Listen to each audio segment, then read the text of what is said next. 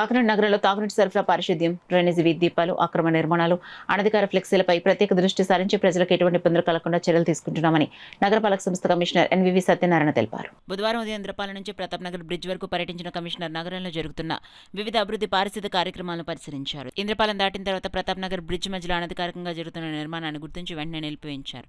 ఎట్టి పరిస్థితుల్లోనూ అనుమతి లేకుండా నిర్మాణాలు చేపట్టరాదని టౌన్ ప్లానింగ్ అధికారులను ఆదేశించారు. నిబంధనలకు విరుద్ధంగా నిర్మించిన వాటిని తొలగించాలని సూచించారు. వర్షాలు ఆశించిన స్థాయిలో లేకపోవడం, వేసవి ప్రభావం నేపథ్యంలో నగరంలో తాగునీటి సమస్యలు తలెత్తకుండా అధికారులు అప్రమత్తంగా ఉండాలన్నారు.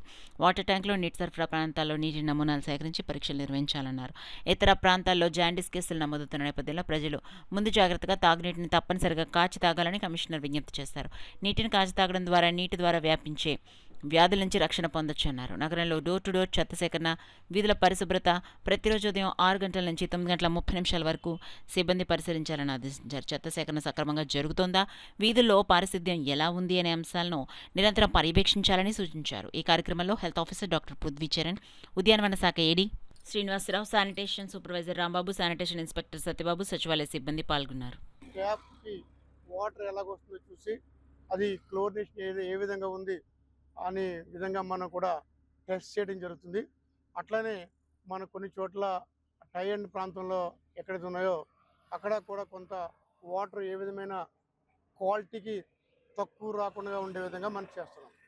అదేవిధంగా ప్రజలందరూ కూడా మనం విజ్ఞప్తి చేసేది ఏంటంటే వాటర్ తప్పనిసరిగా కాచుకుని తాగాలని మీ అందరికీ నేను మనవి చేస్తున్నాను.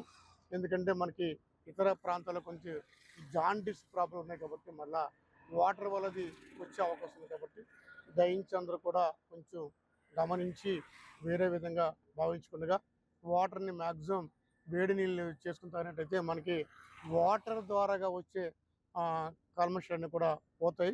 తద్వారాగా వ్యాధుల్ని బారిన పడకుండా మనటమని మీ అందరికీ మనవి చేస్తున్నాను. అదేవిధంగా మనకి door to door garbage collection మనం చేస్తున్నాము. అట్లాగే స్ట్రీట్స్ మనం కూడా విజిబుల్ క్లీనర్స్ కూడా పెడుతున్నాం. దానిలో భాగంగా మనకి శానిటరీ సెక్రటరీస్ ఎవరైతే ఉన్నారో వాళ్ళు ప్రతిరోజు కూడా ఉదయం 6 నుంచి 9:30 వరకు కూడా విజిట్ చేసి door to door garbage collection అవుతుందో లేదే చూడటం.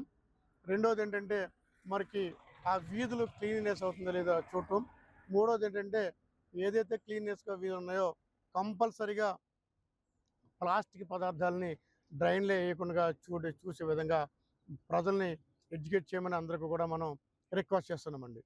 ముఖ్యంగా ఇంజనీరింగ్ అసిస్టెంట్స్ కూడా దీంట్లో భాగస్వామ్యం చేసి ఎక్కడైతే మనకి లాస్ట్ టైము సమ్మర్ డీసిల్టేషన్లో భాగంగా డ్రైన్స్ అన్నీ కూడా major drains, medium drains, minor drains కూడా మనం క్లీన్ చేయడం జరిగింది. అక్కడ కూడా ఇంకా ఎక్కడైతే మనకి ఇన్కంప్లీట్గా ఉందో మరి క్లీన్ చేయవలసిందిగా ఆదేశించడం జరిగింది. దానికి మనకి ఎంహెచ్ఓ గారు అంటే హెల్త్ ఆఫీసర్ గారు, ఎస్సీ గారు వాళ్ళ సిబ్బందితో మన సమావేశం ఏర్పాటు చేయడం జరిగింది. దానిలో భాగంగా మనకి ఎక్కడ కూడా ఏ విధమైన అవాంతరం లేకుండా చూడటం జరుగుతుంది. అట్లనే ఇంక అందరికీ కూడా మనవి చేస్తున్నాము, లైటినింగ్ విషయంలో కూడా ప్రతి రోజు కూడా మనకి ఈ వీళ్ళతో మీటింగ్ పెట్టి వైర్లెస్ సెట్లో పర్సూ చేయడం జరుగుతుంది. ఎక్కడైనా లైటింగ్ విషయంలో బల్బులు వెలగపోవడం కానీ, లైట్లు వెలగపోవడం కానీ ఎక్కడ ఉన్నట్టయితే ఈ పురమిత్ర యాప్ దాంట్లో మనకి అప్లోడ్ చేసినా పర్వాలేదు. లేదంటే మాకు డైరెక్ట్గా ఫోన్ చేసి చెప్పినా కూడా మన లైటినింగ్ ప్రాబ్లం కూడా మనం సొల్యూట్ చేయడానికి చర్య తీసుకుంటున్నాము. అట్లాగే మనకి ఈ ప్లాస్టిక్ సంబంధించి కూడా ఈ ఫ్లెక్సీలు, బ్యానర్స్ కూడా నిర్మూలించడానికి మన ప్లానింగ్ సెక్రటరీలతో కూడా సమావేశం ఏర్పాటు చేయడం జరిగింది. ఏ ప్లానింగ్ సెక్రటరీ పరిధిలో ఉన్న ఆ ఏరియాలో ఆ ప్లానింగ్ సెక్రటరీలే బాధ్యత వహించి ఆ ఫ్లెక్సీని రిమూవ్ చేయాల్సిందిగా ఆదేశించడం అవుతుంది. మనం ఫ్లెక్సీ ఫ్రీ సిటీగా మనం ప్రకటించుకుందామని చాలా ప్రయత్నం చేస్తున్నాము. దానిలో భాగంగా ముఖ్యంగా మన స్టేడియం రోడ్లో ఆ ఫ్లెక్సీలు ఎక్కువ ఉన్నాయి. ఆ కన్సర్న్ సెక్రటరీ కూడా ఆదేశించడం జరిగింది. అదేవిధంగా మదర్ తెరెసా ఆ సెంటర్ కానీ, ఇతర బస్ స్టాండ్ సెంటర్ల అక్కడ కానీ ఈ ఫ్లెక్సీలు ఎక్కువగా హ్యాంగింగ్ చేస్తున్నారు. అవి కూడా రిమూవ్ చేయవలసిందిగా కన్సర్న్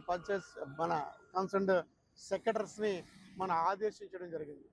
అదేవిధంగా అందరి యొక్క సహకారంతో మనం ఈ కాకినాడని క్లీన్ సిటీగా ఉంచే విధంగా మనం తగిన చర్యలు తీసుకుంటాము.